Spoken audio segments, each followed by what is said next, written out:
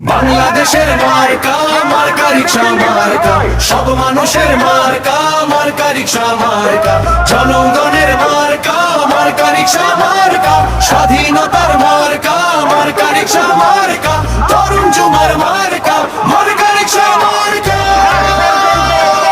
Leader মোদের মামুনুল হক পথে যিনি চলে, বাংলাদেশের প্রয়োজনে জান দিতে প্রস্তুত আছে, এমন নেতা সংসদে গেলে গরিব দুঃখীর সুখ হবে। সন্ত্রাসী চাঁদাবাজের তাকে দেবে ভয় পাবে।